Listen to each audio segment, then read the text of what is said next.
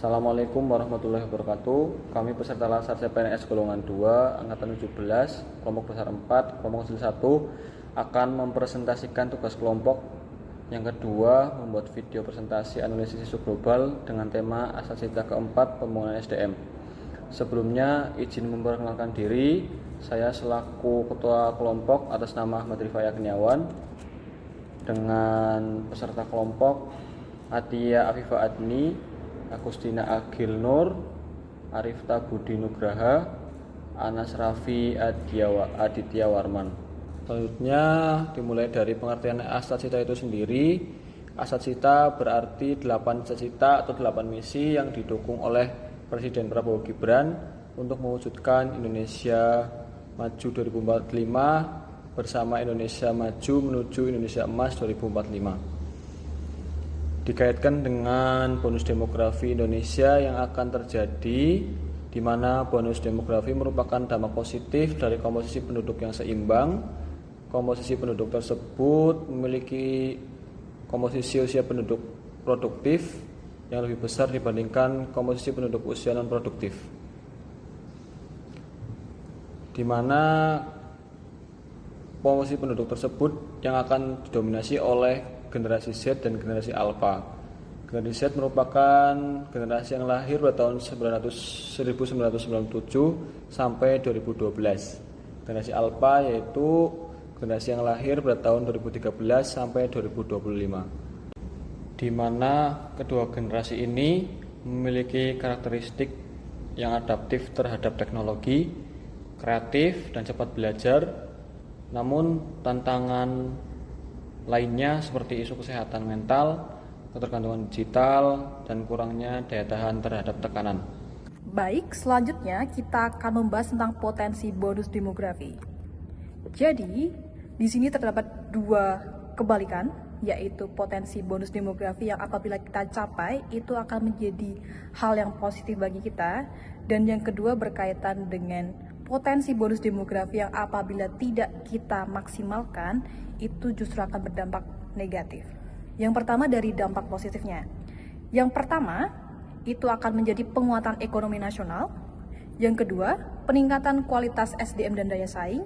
Dan yang ketiga adalah stabilitas sosial dan terwujudnya Indonesia Emas 2045. Kemudian untuk dampak negatifnya, yang pertama, meningkatnya pengangguran dan kemiskinan. Yang kedua, menurunnya kualitas SDM dan daya saing. Yang ketiga, munculnya masalah sosial dan gagalnya Indonesia Emas 2045. Kemudian, kelompok kami melakukan teknis analisis isu juga.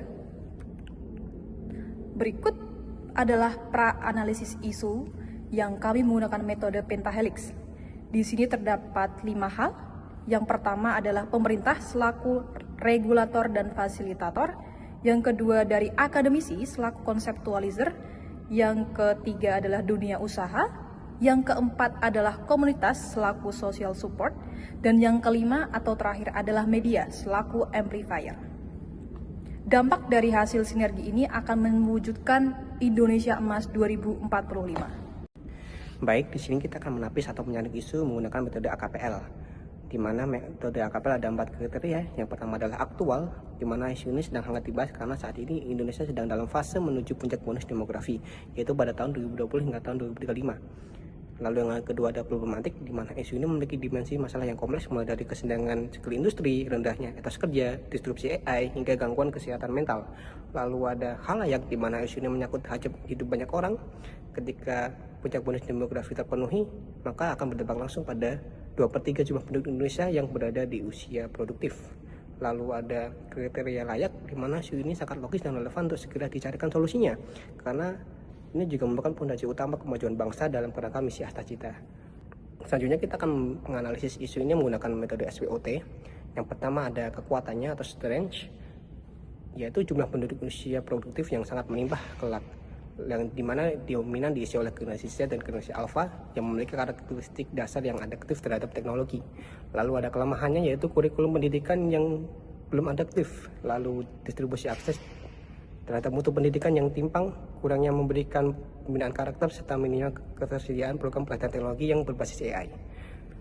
Lalu ada opportunities atau peluangnya, di mana peluang ini menjadikan bonus demografi sebagai dividen demografi yang berfungsi sebagai mesin utama penggerak kemajuan bangsa, yang membuka potensi peningkatan daya saing global serta lapangan kerja baru,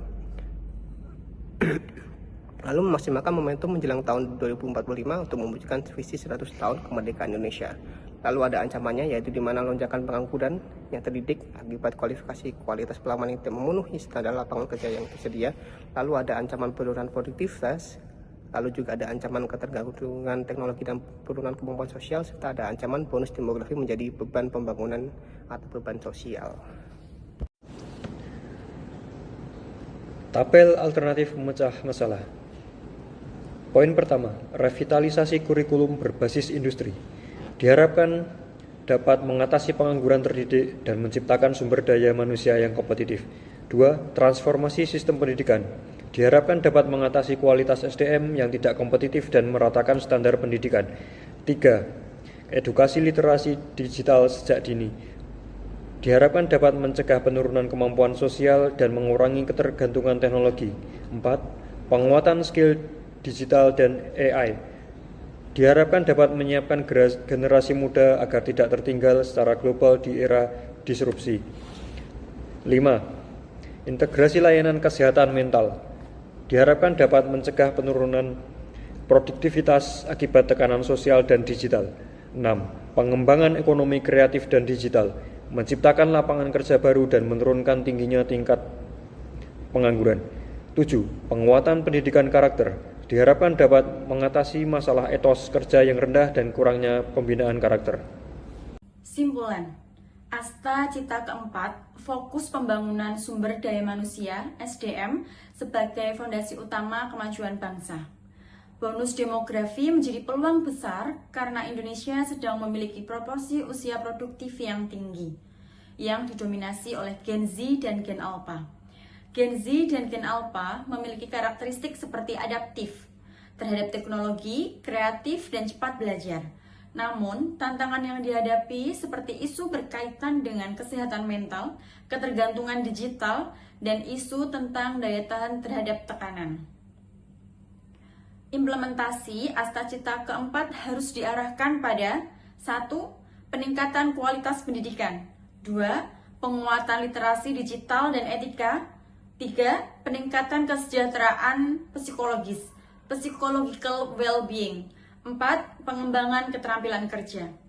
Apabila pembangunan SDM berhasil, bonus demografi akan menjadi pendorong pertumbuhan ekonomi dan daya saing nasional. Jika gagal, menjadi beban sosial seperti meningkatnya pengangguran dan masalah sosial lainnya. Kemudian berikut adalah referensi dari kami, dan terima kasih. Perlu diulang ora?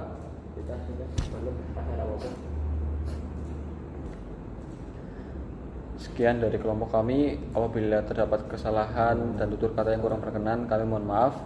Wassalamualaikum warahmatullahi wabarakatuh.